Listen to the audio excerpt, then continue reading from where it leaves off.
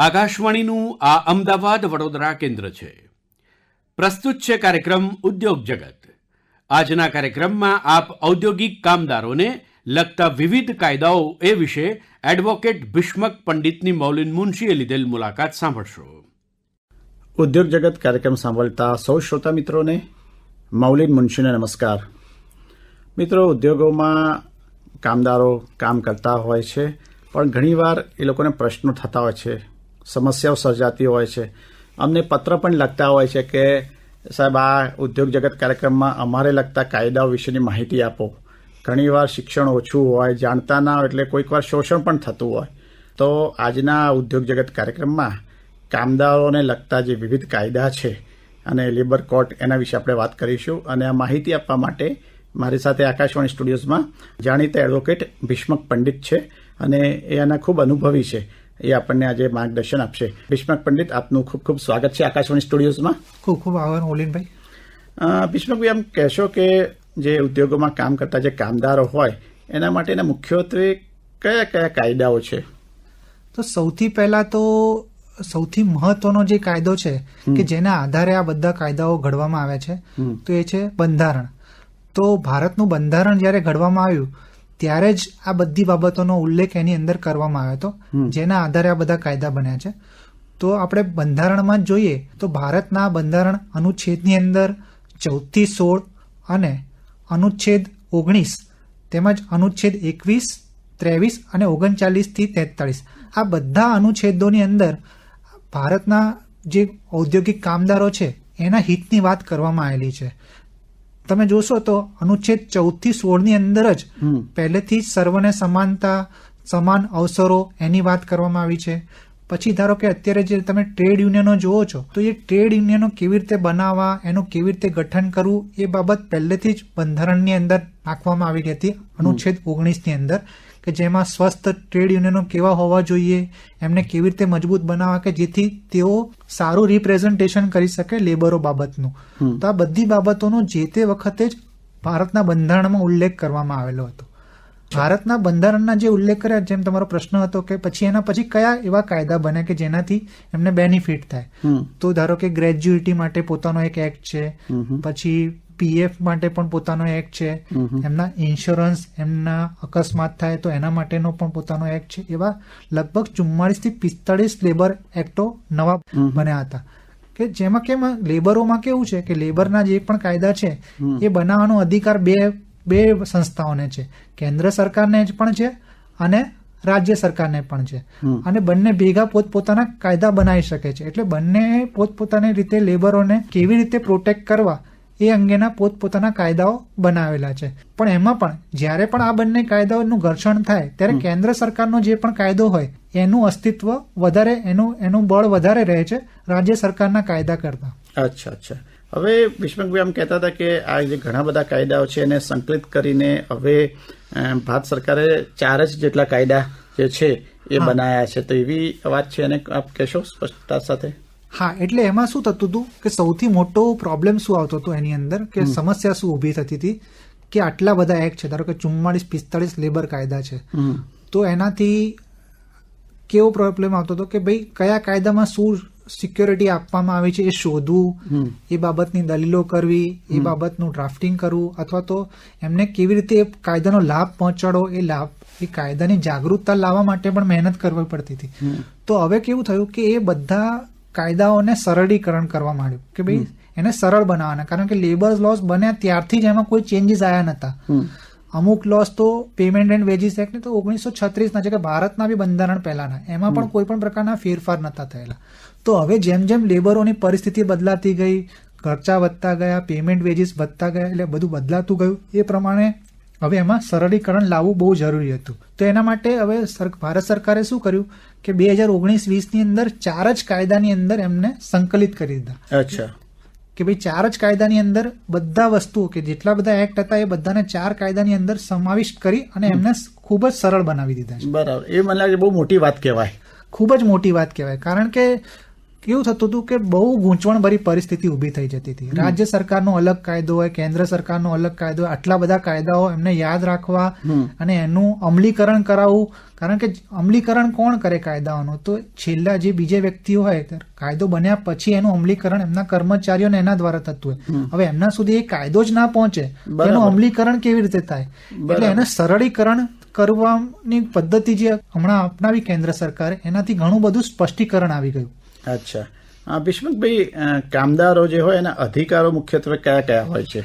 કામદારોના ઘણા બધા અધિકારો હોય છે. સૌથી પહેલા તો તમારે કામના સમય હોય, તો કામનો સમય છે એ કામનો સમય ઘણો નિયત છે કે 8 જ કલાક કામ કરવાનું હોય, બરોબર. પછી ધારો કે નવા કાયદા એમાં પણ 48 કલાકની વીકલી જોગવાઈ કરવામાં આવી. પછી તમારે લીવ છે તો કેઝ્યુઅલ લીવ છે, પછી તમને હક રજાઓ અલગ અલગ પ્રકારની મળે, એ બધા તમારા હકો પહેલેથી કામદારોને આપેલા છે. પછી ધારો કે અકસ્માતના સંજોગોમાં તમને મેડિકલ સહાય, તો ઇન્સ્યોરન્સ માટેનો આખો અલગ એક્ટ છે, સ્ટેટ એક્ટ છે ઇન્સ્યોરન્સનો, એના હેઠળ તમને સહાય મેળવવાનો અધિકાર છે. પીએફ છે, ગ્રેજ્યુઇટી છે, આ બધા ઘણા બધા અધિકારો કામદારોને આપવામાં આવેલા છે. કેમ કે બંધારણમાં જ પહેલેથી અધિકારો આપવામાં આવેલા હતા કામદારોને. એ જ અધિકારોનું સ્પષ્ટીકરણ માટે અલગ અલગ કાયદાઓ બનાવવામાં આવેલા છે. એટલે અઠવાડિયે એમને એકવાર રજા તો આપવી જ પડે. હા, અઠવાડિયાની એક રજા તો એમને આપવી જ પડે. પ્લસ કામના સમય નિયત છે કે 8 કલાકથી વધારે. આપણે કહીએ છીએ કે 9 થી 5 ની નોકરી, એટલે 9 થી 5 એટલે શેના માટે ગણવામાં આવે છે કે 8 કલાક થાય 9 થી 5 એટલે 8 કલાકથી વધારે જો તમારે કામ લેવું હોય કોઈ પણ કામદાર જોડે, તો પછી એને તમારે બીજું વળતર આપવું પડે. એક્સ્ટ્રા જે તમે કામ કરાવડાવો છો એના માટે તમારે વળતર આપવું પડે. એટલે ઓવર ટાઈમ તમારે એને આપવો પડે. અચ્છા, પણ ધારો કે કામના જે કલાક હોય, આપણે કહ્યું કે 9 થી 5, તેમાં વચ્ચે રિસેસ પણ આપવી પડે કે નહીં? હા, રિસેસ આપવી પડે. રિસેસની જોગવાઈ પણ એની અંદર આવી ગયેલી છે. બીજું ઘણીવાર શું થતું હોય છે કે ધારો કે કામદાર છે, એ કામદારની જે નોકરી હોય એની જગ્યાનું ઘણી દૂર આવેલી હોય, તો એની સેલરીમાં એનો ટ્રાન્સપોર્ટેશન ખર્ચો તમે ધારો કે ના નાખ્યો હોય, તો પછી ટ્રાન્સપોર્ટેશનનું પણ વ્યવસ્થા તમારે કરવી પડે. બરાબર છે. ધારો કે તમે જોશો તો ધારો કે અમદાવાદ શહેર છે, તો અમદાવાદ શહેરની બહારની બધી જે કંપનીઓ હોય છે, તો એ પોતપોતાની બસોથી એમ્પ્લોયને લઈ જતી હોય અને લાવવા મૂકવાની જવાબદારી પણ એ લોકો પોતે નિભાવતા હોય છે. ભીષ્મકભાઈ, ખાસ કરીને જે મહિલા કામદારો હોય, બરાબર, ઘણી વાર લોકો નાના બાળકોને પણ સાથે લઈ જતા હોય છે, ઘરે કોઈ રાખનાર ન હોય, તો એમને શું સુવિધાઓ આપવામાં આવે? એમાં એવું છે કે ધારો કે મહિલા કામદારો છે, તો મહિલા કામદારોની અંદર તમારે અમુક જગ્યાએ, ધારો કે અમુક કરતા વધારે મહિલા કામદારો છે, તો તમારે જે તે વખતે એમના બાળકો હોય, તો નાના બાળકો હોય, તો નાના બાળકોના રખરખાવ માટે અલગ રૂમની વ્યવસ્થા કરવી પડે. કે જેમ આંગણવાડીમાં જેમ રૂમ હોય છે, એવા જ પ્રકારના રૂમોની પણ વ્યવસ્થા કામના સ્થળે ઊભી કરવી પડતી હોય છે. બરાબર છે. તો એ એમનો હક છે કે ભાઈ એ એમને. બીજું કે ધારો કે મહિલા કામદારો છે, તો મહિલા કામદારોની અંદર ના નિયમો છે કે ભાઈ મહિલા કામદારોને કેવી રીતે તમે કામ કેવું સોંપશો. બીજું કે ધારો કે જેમ પુરુષ કામદારોને જેટલું વળતર આપવામાં આવે છે, એટલું જ વળતર તમારે એ જ કામનું મહિલા કામદારોને આપવું પડે, કારણ કે સમાનતાનો દરજ્જો તમે આપેલો છે. બીજું કે મહિલા કામદારોને એક વધારાનું બી ધારો કે સગવડતા મળે છે કે ધારો કે પ્રેગ્નન્સીના કિસ્સાની અંદર ત્યારે એમને 26 અઠવાડિયા સુધીની પેડ લીવ આપવી પડે. એટલે એમને ચૂકવણી સાથેની રજા દરેક એમના એમ્પ્લોયરે આપવી જ પડે. એ ઓર્ગેનાઇઝ સેક્ટરમાં હોય કે અનઓર્ગેનાઇઝ સેક્ટરમાં હોય. બરાબર. તો એ મને લાગે બહુ મહત્વની જોગવાઈ છે. બહુ મહત્વની જોગવાઈ છે. કેમ? કારણ કે ધારો કે ઓર્ગેનાઇઝ સેક્ટરમાં તો બધાને ખબર છે, કારણ કે એ તો નિયમો પ્રમાણે જ ચાલતું હોય, પણ અનઓર્ગેનાઇઝ સેક્ટરમાં પણ નવા કાયદાઓમાં એ વસ્તુ ઉમેરી અને એ લોકોને 26 અઠવાડિયાની રજા પેડ લીવની જોગવાઈ કરવામાં આવેલી છે. પણ ભીષ્મકભાઈ, એક પ્રશ્ન થાય છે કે કોઈક ફેક્ટરીનો માલિક આવી રજા આપવાનો ઇનકાર કરે, બરાબર છે, તો પછી એ મહિલા કર્મચારી કોને ફરિયાદ કરી શકે? એના માટે અદાલતો છે, ટ્રિબ્યુનલો છે, લેબર યુનિયનો છે, તમે એમાં અરજી કરી શકો અને એમને દંડ પ્લસ વળતર એવી જોગવાઈઓ છે. પ્લસ તમે ધારો કે એ 2-3 વાર ભંગ કરે છે, તો એની ફેક્ટરી પણ સીલ થઈ શકે છે. તો એવા સંજોગોમાં કડક સજાની જોગવાઈઓ એટલા માટે કરવામાં આવી છે કે આ એક મૂળભૂત બંધારણીય અધિકારો છે, અને બંધારણીય અધિકારોની અંદર જો ભંગ થતું હોય અને જો વધારે લોકોનું ભંગ થતું હોય, તો તમારે રીટનું જ્યુરિડિક્શન પણ, એટલે હાઈકોર્ટમાં રીટ જ્યુરિડિક્શન પણ તમે એપ્લાય કરી શકો. એવા સંજોગોમાં કડકથી કડક સજા આમાં આપવામાં આવતી હોય છે. અચ્છા, ઘણીવાર જે આપણા કામદારો હોય, ગરીબ હોય, બરાબર છે, એડવોકેટ રોકવાના પૈસા ના હોય, તો એમને સરકારી ખર્ચે એડવોકેટ રોકવામાં આવે કે એમને કોઈ લીગલ એડ મળી શકે ખરી? હા, મફત કાનૂની સહાયની પણ જોગવાઈ કરવામાં આવેલી છે. મફત કાનૂની સહાયની અંદર તમે આવકનો પુરાવોને તમે આપો કે ભાઈ હું આ ધારો કે અત્યારે કેવું છે કે ભાઈ આપણે કહીએ કે ભાઈ એમના અધિકારો માટે જાગૃતથી લડતા નથી, પણ લડવું પણ એટલું ખર્ચાળ હોય છે. તો એ ખર્ચના કારણે જો એમનો ન્યાય ના મળતો હોય તો એ ન્યાયનું કોઈ મહત્વ નથી. સાચી વાત છે. તો એના માટે પણ જોગવાઈ કરવામાં આવે છે કે એમની જે આવકની મર્યાદા છે એ આવકની મર્યાદાના પ્રિવ્યુમાં એ પડતા હોય તો એ જે તે મફત કાનૂની સહાયમાં દરેક કોર્ટોની અંદર હોય છે કે લીગલ ડિપાર્ટમેન્ટ હોય છે, ત્યાં તમે અરજી કરી શકો અને જો તમે આવકના પુરાવાને આપ્યા તો તમને ત્યાંથી જ સરકારના ખર્ચે વકીલ રોકી આપવામાં આવે છે જે તમારા વતી લડી શકે છે. એ મને લાગે છે એ પણ સારી એક વાત કહેવાય કે એને એક માનસિક શાંતિ રહે કે મારા હક અધિકાર માટે હું કોર્ટમાં જઈ શકીશ અને મારે ખર્ચો નહીં થાય. હા, અને એ કરવું જ પડે. કેમ? કારણ કે તમે હક અધિકારની વાત કરી, પણ જો એ હક અધિકાર અમલમાં ના આવે અથવા તો એનું રક્ષણ ના કરી શકાય તો એ હક અધિકારનો કોઈ મતલબ નથી થતો. તો એ હક અધિકારના રક્ષણ માટે તમારી જોડે કોર્ટ છે, પણ જો કોર્ટમાં પણ તમે એડવોકેટ ના રોકી શકો, એ પણ કેમ કે નાણાકીય અભાવના કારણે, તેવા નાણાકીય અભાવના કારણે કોઈ ન્યાયથી વંચિત ના રહી જાય એના માટેની પણ આ જોગવાઈ કરવામાં આવેલી છે મફત કાનૂની સહાય. એટલે ભીષ્મકભાઈ, એને ધારો કે મફત કાનૂની સહાયનો લાભ લેવો હોય તો એને ક્યાં સંપર્ક કરવો પડે? દરેક કોર્ટની અંદર અલગથી મફત કાનૂની સહાયનો એક ડિપાર્ટમેન્ટ જ હોય છે. અચ્છા. ત્યાં તમારે ત્યાં ફોર્મ ભરીને આપવાનું હોય છે અને તમારે કહેવાનું હોય છે કે ભાઈ આવા પ્રકારની મારે આવી અરજી છે અને આ અરજી મારે આવી રીતે ચલાવવાની છે, તો એના માટે મારે કાનૂની સહાય માટે એક વકીલ જોઈએ છે. તો એ લોકો તમને એ પ્રોવાઈડ કરશે. દરેક ડિસ્ટ્રિક્ટની અંદર આ જોગવાઈ હોય જ છે, ડિસ્ટ્રિક્ટ કોર્ટની અંદર. અચ્છા. ભીષ્મકભાઈ, ખાસ કરીને કામદારોનું જયારે અકસ્માત થાય કોઈ જગ્યાએ, ઘણી વાર ફેક્ટરીમાં અકસ્માત થાય, આપણે એવું છાપા વાંચતા કે મશીનમાં હાથ કપાઈ ગયો, બરાબર, અથવા તો સીડી ઉપરથી પડ્યા, તો અમુક એવા જોખમી ઉદ્યોગો પણ હોય છે, તો એમને કોઈ એનો અકસ્માત વળતર ધારા હેઠળ લાભ મળી શકે ખરો? હા, એમાં સ્ટેટ ઇન્સ્યોરન્સની અંદર પણ એ ધારો કે નોંધાયેલો કર્મચારી છે અને નોંધાયેલો કર્મચારીને ઇન્સ્યોરન્સ પણ લીધેલો છે. હવે ઇન્સ્યોરન્સમાં પણ બે પ્રકારનું હોય છે. એક ઇન્સ્યોરન્સની અંદર એ જે પ્રીમિયમ હોય તો ઘણીવાર શું હોય છે કે કંપની સેલેરીમાંથી જ, જે એમ્પ્લોય હોય એની સેલેરીમાંથી જ ઇન્સ્યોરન્સનું પ્રીમિયમ પણ કાપતી હોય છે. તો એવા સંજોગોમાં એ માણસ ઇન્શ્યોર્ડ હોય તો એને ઇન્સ્યોરન્સનો, જો એ ગુજરી જાય તો એવા સંજોગોમાં એમના વારસદારોને ઇન્સ્યોરન્સનો લાભ મળે છે. બીજું કે ધારો કે મેડિક્લેમ માટેની પણ જોગવાઈ કરેલી હોય, દરેક કંપનીઓ હવે મેડિક્લેમની જોગવાઈ કરતી જ હોય છે. આવા જે રિસ્કી કામ હોય એની અંદર મેડિકલ ઇન્સ્યોરન્સની પણ જોગવાઈ હોય તો એવા સંજોગોમાં પણ એમને જો મેડિકલ સહાય માટેનો પણ જે ખર્ચો છે એ કંપની જ આપતી હોય છે ઇન્સ્યોરન્સની અંદર. એટલે સારું, એ લોકોને એક માનસિક પણ રાહત રહે કે કંઈક થશે તો અમને બધું મળી રહેશે. અને ખાલી એમને રાહત રહે એવું નહીં, એમના પરિવારોને પણ પ્રોટેક્ટ કરવામાં આવે છે. ધારો કે અમુક કંપનીઓ જે છે જે આવા રિસ્કી બિઝનેસમાં હોય તો એને આખું ફેમિલી ઇન્સ્યોરન્સ અને મેડિકલ ક્લેમ પણ હોય છે, ફેમિલી મેડિક્લેમ કે ભાઈ એ પોતે નહીં, જે કર્મચારી છે એ કામ કરે છે ને એનો પરિવાર પણ સુરક્ષિત રહેવો જોઈએ. બરાબર. એ જ રીતે કામદારો માટે પીએફ નો પણ એક કાયદો છે, પ્રોવિડન્ટ ફંડનો જે કાયદો છે, તો એના વિશે વાત કરશો? હા, પ્રોવિડન્ટ ફંડમાં કેવું છે કે ધારો કે પ્રોવિડન્ટ ફંડની અંદર તમારામાંથી તમારી જે પણ ગ્રોસ સેલેરી છે એ ગ્રોસ સેલેરી અંદરથી પીએફ પહેલેથી કાપવામાં આવે છે. એ પીએફ શું છે કે ધારો કે પેન્શન નથી, દરેક જોબ પેન્શનેબલ નથી, તો તમારું પેન્શન છે એ તમારી જ આવકમાંથી અલગ રાખવામાં આવે છે, એને કહેવાય છે પ્રોવિડન્ટ ફંડ. તો એ ફંડ અલગ જ હોય છે કે જેનાથી તમે ધારો કે તમે જ્યારે રિટાયર થાઓ છો ત્યારે તમને એક મોટી એમાઉન્ટ પ્રોવિડન્ટ ફંડ તરીકે તમને મળે તો તમારી પાછળનો જે સમયગાળો છે એ સિક્યોર રહે. એટલા માટે કંપનીઓ એટલે એક એક્ટ જ છે, પોતાનો આખો અલગ જ કાયદો છે પ્રોવિડન્ટ ફંડનો કે જેની અંદર જોગવાઈ કરવામાં આવેલી છે કે આટલાથી વધારાના કર્મચારીઓ હોય તો એ લોકોએ ફરજિયાત આ સેલેરીમાંથી પ્રોવિડન્ટ ફંડની રકમ કાપવાની. હવે પ્રોવિડન્ટ ફંડની રકમ ખાલી કંપની કાપશે એવું નહીં, ધારો કે એને જે તમારી ગ્રોસ સેલેરી છે એમાં ધારો કે ઉમેરો કરવો પડતો હોય તો એને પોતાનામાંથી ઉમેરો પણ કરવો પડશે. એ પ્રમાણે પીએફ ની રકમ કપાઈ અને એક લમસમ એક મોટી રકમ તમને તમારા કાર્યકાળ પૂરો થાય અને તમે રિટાયર થાવ પછી મળતી હોય છે. બરાબર. પણ ભીષ્મકભાઈ, એ કામદારે ચેક કરવું પડે ખરું કે એના પગારમાંથી પીએફ કપાય છે ત્યાં જમા થાય છે કે નહીં?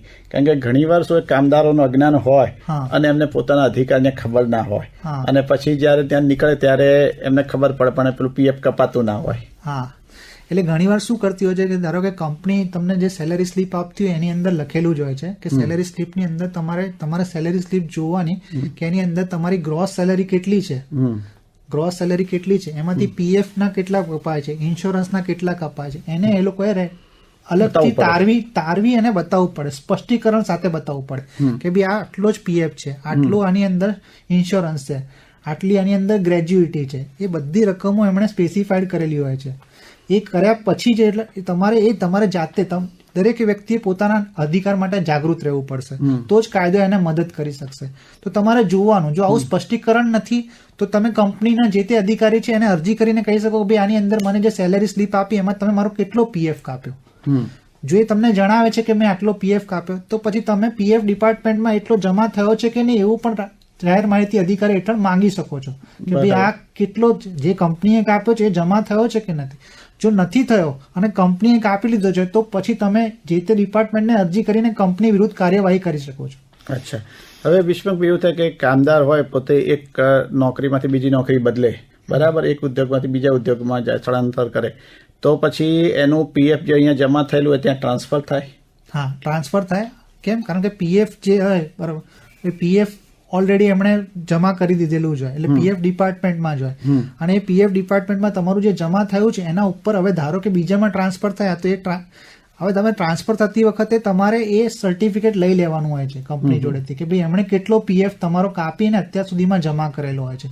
એ તમને મળી ગયું તો તમારો એ પીએફ જમા છે એવું જ ગણી તમારે ચાલવાનું. બરાબર. અને ધારો કે નોકરી છોડીને એને પીએફ જોઈતું હોય તો પણ એને મળી જાય કે મારે હવે નોકરી નથી કરવી બીજું તો મને પીએફ આપી દો તો પણ એમને મળી શકે છે. તો આ એક બહુ સારી વાત છે કે એને પીએફ નું પોતે ધ્યાન રાખવું જોઈએ કે અને એને મળી શકે સિક્યોરિટી. એમાં કેવું છે કે ભારતનું એન્વાયરમેન્ટ એવું છે કે તમે તમારી પોતાની બચત ઉપર છો, તમે તમારી સોશિયલ સિક્યોરિટી માટે તમારી પોતાની બચત ઉપર છો. હવે ધારો કે તમે બધી સેલરી આપી દેવામાં આવે તો તેમાંથી તમે બચત કરશો કે નહીં કરો એ નક્કી નથી. બરાબર. આ કમ્પલસરી બચત. હા, સરકારે પોતે જ તમને પહેલેથી જ બચતના એન્વાયરમેન્ટમાં લાવવા માટે આ પ્રોવિઝન નાખવામાં આવેલું છે. બરાબર છે.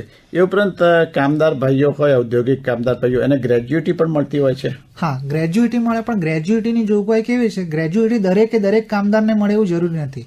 એ અનુભવ પર આધારિત છે કે ધારો કે તમે 5 વર્ષ કોઈ એક જગ્યાએ ટકીને નોકરી કરી તો 5 વર્ષ પછી તો તમને એ જે તમે આટલા વર્ષો સુધી સતત રીતે સેવા આપી તો એના લાભ તરીકે તમને ગ્રેજ્યુટી મળતી હોય છે. તો પછી તમને ગ્રેજ્યુટી બેનિફિટ મળતા થાય છે. એટલે મિનિમમ કેટલી સર્વિસ જોઈએ? 5 વર્ષ? 5 વર્ષ પછી તમને મળતી થઈ જાય. અચ્છા. કોઈ એક જગ્યાએ તમે કામ કર્યું હોય તો. કામદારો મને લાગે છે કે પોતાના અધિકારો વિશે જાણકારી રાખવી ખૂબ જરૂરી છે પિશમુખભાઈ. એમાં કેવું છે કે જો તમે જાગૃત નહીં રહો ને, કારણ કે કાયદાનો પહેલો જ નિયમ એવો છે કે કાયદો હંમેશા જાગૃત વ્યક્તિને જ મદદ કરે છે. બરાબર. જો તમે તમારા અધિકાર પ્રત્યે જાગૃત નથી તો પછી તમને કોઈ અધિકાર મળવા પાત્ર નથી. હા, એટલે કારણ કે એને ખબર જ ના હોય. હા, દરેક અધિકારની પણ સમય મર્યાદા છે. તમારા કોઈ અધિકારનો ભંગ થયો છે તો તમારે વિધિન આટલા વખતની અંદર એ અરજી કરી દેવી પડે. એમ? હા. અચ્છા. કે ભાઈ ધારો કે મરણ બાદ તમને કોઈ લાભ કરતા તમારા પરિવારને મળવા પાત્ર છે તો તમારે એ 3 વર્ષની અંદર મરણની તારીખથી અરજી કરી દેવી પડે, કારણ કે તમારું લિમિટેશન એટલે સમય મર્યાદા શરૂ થઈ ગઈ હોય છે. બરાબર. જાગૃત રહેવું એટલું જરૂરી નથી, સમયસર જાગૃત રહેવું પણ ખૂબ જરૂરી છે. કે ભાઈ તમે ધારો કે 10 વર્ષે જાગ્યા તો પછી તમારા 10 વર્ષનો ખુલાસો તમારે કોર્ટને આપવો પડે કે ભાઈ 10 વર્ષ તમે કેમ નતું કર્યું. બરાબર. અને બીજું અહીંયા એક પ્રિન્સિપલ એવો છે કે તમે એવું પણ ના કહી શકો કે મને કાયદો ખબર નથી, કારણ કે એવો એસ્ટાબ્લિશ પ્રિન્સિપલ ઓફ લો છે કે ignorance of law is not an excuse. બરાબર. કાયદાની અજ્ઞાનતા એ બચાવ નથી. બરાબર છે. એટલે પણ મને લાગે છે કે જે કામદાર યુનિયનો હોય એને પણ અમુક સમયાંતરે આવું એ લોકોને માહિતી આપતા રહેવું જોઈએ કે વર્કશોપ કરીને કે કંઈ વર્કશોપ કરીને માહિતી આપતા રહેવું પડે. કાયદામાં જે સુધારા વધારા થયા છે એનાથી અપડેટ પણ કરતા રહેવું પડે. ધારો કે હવે અત્યારે જે નવા 4 કાયદા આવ્યા છે અસ્તિત્વની અંદર, તો એ કાયદાની અંદર અને જે અગાઉના કાયદા હતા એમાં શું ફરક છે અને એમાં એમના શું નવા અધિકારો સામેલ કરવામાં આવે છે. જો એમને ખબર નહીં હોય, એમના પ્રત્યે જાગૃત નહીં હોય તો એમનું એનાથી રક્ષણ કેવી રીતે મેળવશે? કાયદાનું રક્ષણ મેળવવા માટે કાયદો તો ખબર હોવી ખૂબ જ જરૂરી છે. સાચી વાત. અને તમે કીધું એ બહુ જરૂરી છે કે એ જવાબદારી ફક્ત સરકારની નથી કે જે ટ્રેડ યુનિયનો કે જે એમના લીડર તરીકે એમને રિપ્રેઝન્ટ કરે છે તો એમણે પણ આ વસ્તુની સભાનતા લાવી અને એમને એમના પ્રત્યે જાગૃત કરવા પડશે. મને લાગે છે ભીષ્મકભાઈ ઘણી બધી ફેક્ટરીઓમાં તો લેબર લો ઓફિસર પણ હોય છે, હા. બરાબર છે, તો એ લોકો પણ આવું એક જ્ઞાન આપવાનું કામ કરતા હોય છે. હા, લેબર લો ઓફિસર હોય છે. લેબર લો ઓફિસરમાં તમે ધારો કે લેબર લોના તમારા કોઈ પણ કાયદાનો ભંગ થયો છે તો તમે લેબર લો ઓફિસરને રજૂઆત કરી શકો. પ્લસ તમે લેબર લો ઓફિસરો બીજું પણ શું કરતા હોય છે કે આ ધારો કે જે નવા ચેન્જીસ આવ્યા અથવા તો એમણે કોઈ નવા ચેન્જ કર્યા એમના પોતાના ટર્મ્સ અને કન્ડિશન્સમાં, તો એના પ્રત્યે પણ જાગૃત કરતા હોય છે. પ્લસ કે હવે કાયદામાં શું નવો સુધારો છે અને એના તમે કેવી રીતે લાભ મેળવી શકો એના માટે પણ જાગૃત કરતા હોય છે. આ લેબર ઓફિસરોને ધારો કે તમે કોમર્શિયલ ટર્મ્સમાં જુઓ તો કે HR ટીમ આખી અલગ હોય છે. બરાબર છે કે ભાઈ તમે અહીંયા તમે આપણે નીચા લેવલની વાત કરીએ છીએ, ધારો કે તમે કોમર્શિયલ લેવલ ઉપર જો કે IT ફિલ્ડમાં જુઓ તો HR હોય છે એના, કે ભાઈ HR ડિપાર્ટમેન્ટ બી શું કામ કરતું હોય છે, તો આ જાગૃત કરવાનું જ કામ કરતું હોય છે. એટલે ભીષ્મકભાઈ જોયું છે કે આપણા દેશમાં કાયદાઓ તો બહુ સારા છે, સરકારની કલ્યાણકારી યોજનાઓ બહુ છે, પણ ઘણીવાર લોકોમાં એના વિશે જ્ઞાનનો અભાવ જોવા મળે છે કે સરકારે તો કાયદામાં પ્રોવિઝન કરી દીધું, પણ એ જે વ્યક્તિ હોય એને જ ખબર ના કે મારો અધિકાર છે કે મને લાભ મળી શકે. હા, એ અધિકારો અને લાભ પહોંચાડવા માટે એક તમારે શું લાભ મળી શકે છે ને એવું તમારે સતત રીતે જાહેરાતના માધ્યમથી, આ આકાશવાણીના માધ્યમથી, કોઈ પણ માધ્યમથી સતત રીતે એમને સમજાવવું પડશે કે ભાઈ તમારા આટલા આટલા હક અધિકાર છે. જો એ લોકો હક અધિકાર પ્રત્યે જાગૃત થશે તો જ એમને ખબર પડશે કે જો આ મારા આ અધિકાર હતો અને એનો ભંગ થયો તો હું આના માટે લડી શકીશ. સાચી વાત છે. મને એક એવું યાદ આવે છે એડવોકેટ ભીષ્મકભાઈ કે સુપ્રીમ કોર્ટે પણ કહ્યું છે કે જે તમે કામદારો માટેની જે અધિકારો અથવા જે શરતો નક્કી કરી હોય છે તો એની પણ એક નક્કી મર્યાદા પેલી એક નક્કી ટાઈમ ફ્રેમ હોય છે.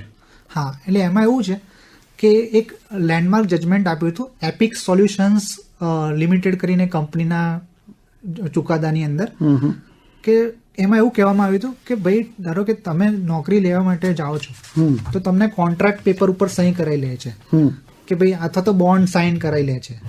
હવે તમે તો કેવું છે તમારી જોડે નોકરી નથી અને તમને એક જ નોકરીની ઓફર છે, તો હવે તમે વાંચવા માટે નથી બેસવાના કે એને શું લખાયું છે કે શું નથી લખાયું, કે કેમ નથી વાંચવા માટે બેસવાના, કારણ કે તમારી જોડે બીજી કોઈ ઓપોર્ચ્યુનિટી જ નથી, તમારી જોડે એક જ ઓફર છે.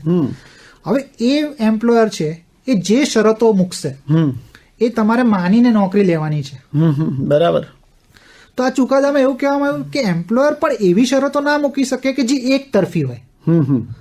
ધારો કે હું કોઈને નોકરી પર રાખું છું તો બંધારણની બી જોગવાઈ કે ભાઈ તમારે 12 કલાક કામ કરવું પડશે અથવા તો 20 કલાક કામ કરવું પડશે, તમને કોઈ ઓવર ટાઈમ નહીં મળે, આવી શરતો પણ લખાઈ અને હું કોન્ટ્રાક્ટ સાઇન કરાવી લઉં અને પેલા જયારે પેલો માણસ આવે ત્યારે એને કહું કે જો ભાઈ તે તો સહી કરેલી છે અને આ તારી સહી અને આ કોન્ટ્રાક્ટ છે, તો તે એવું કીધું જ છે કે હું 12 કલાક કામ કરીશ, તો હવે તું મારી જોડે ઓવર ટાઈમ ના માંગી શકે. પણ જો બંધારણીય કે કાયદાની વિરુદ્ધનું કોઈ પણ પ્રકારનો કોન્ટ્રાક્ટ છે તો એ વેલિડ નથી અને એનાથી ગભરાવાની પણ જરૂર નથી. કેમ કે તમારો અધિકાર છે કે ભાઈ 8 જ કલાક કામ કરવાનું, જો એ 12 કલાક કામ હોય તો બાકીના 4 કલાકનો એને ઓવર ટાઈમ પે કરવો પડશે, ભલે કોન્ટ્રાક્ટમાં લખ્યું હોય કે ના લખ્યું હોય. એટલે એક તરફી શરતો છે એ વેલિડ નથી એવું આ એપિક સોલ્યુશનના ચુકાદામાં પણ કીધેલું છે. ભીષ્મકભાઈ, ખાસ કરીને જે અસંગઠિત ક્ષેત્રના જે કામદારો હોય, બરાબર છે, તો એમાં આ લોકોનું બહુ શોષણ થતું જોવા મળે છે. હા, કારણ કે એમાં એમનો કોઈ યુનિયન નથી હોતું, એમને જે અવાજ ઉઠાવો હોય તો કોની સમક્ષ રજૂઆત કરે. તો મને લાગે છે કે એ પણ એક એવું ક્ષેત્ર છે કે જ્યાં હજુ જાગૃતિની જરૂર છે. જાગૃતિની જરૂર છે. એટલા શું થયું છે કે ભાઈ પહેલા જે એક્ટ હતા, જે પણ લેબર લોસ બન્યા, એ બધા સંગઠિત ક્ષેત્રને ધ્યાનમાં રાખીને જ બનાવવામાં આવ્યા હતા. કોઈનું ધ્યાન ગયું જ નહીં કે આ અસંગઠિત ક્ષેત્ર છે એના અધિકારોનું શું. તો અસંગઠિત ક્ષેત્રના અધિકારોની અંદર ધારો કે બંધારણમાં તો પહેલેથી હતું, પણ એના માટેના અલગ એક્ટ બનાવવામાં નતા આવ્યા અથવા તો એક્ટને એને પ્રિવ્યુમાં લાવવામાં નતું આવ્યું અને એ એક્ટને એમના સુધી પહોંચાડવામાં પણ નતા આવ્યા.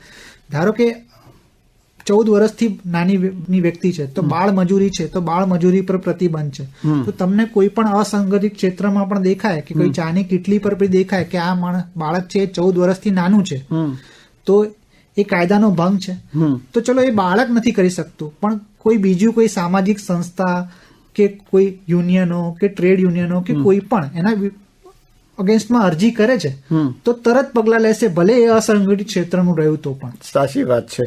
અને એક બીજું ભીષ્મકભાઈ આપ માહિતી આપો કે આપણે લેબર કોર્ટની વાત કરી, લેબર લોઝની વાત કરી, બરાબર, તો શું દરેક જે જિલ્લામાં આવી લેબર કોર્ટ હોય છે ખરી કે અમદાવાદમાં જ હોય?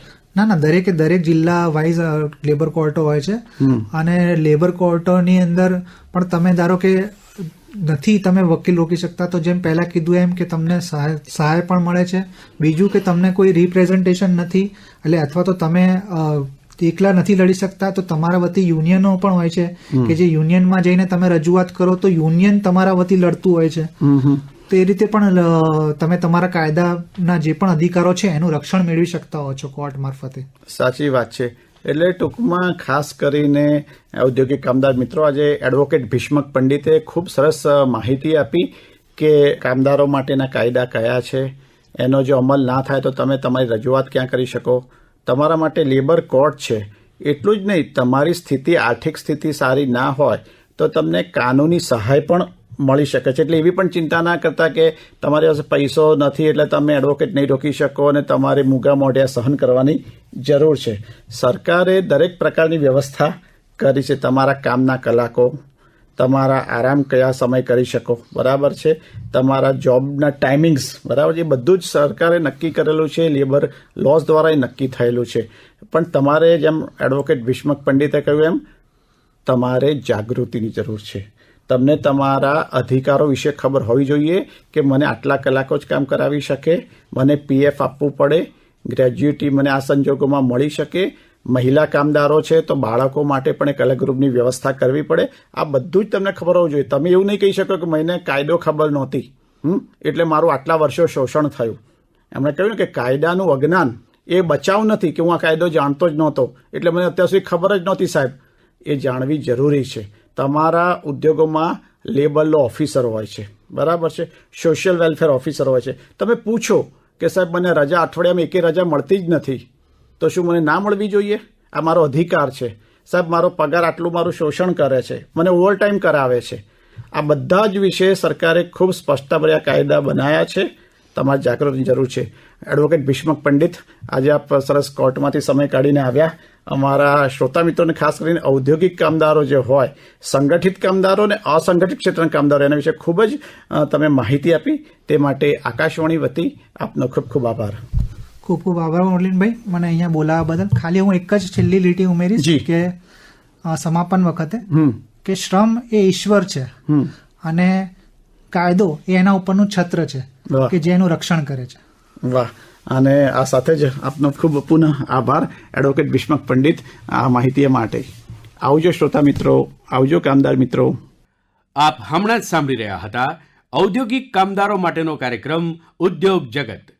આજના કાર્યક્રમમાં આપે ઔદ્યોગિક કામદારોને લગતા વિવિધ કાયદાઓ એ વિશે એડવોકેટ ભીષ્મક પંડિતની મૌલિન મુનશીએ લીધેલ મુલાકાત સાંભળી. કાર્યક્રમનું પ્રસારણ આકાશવાણીના અમદાવાદ વડોદરા કેન્દ્ર પરથી કરવામાં આવ્યું.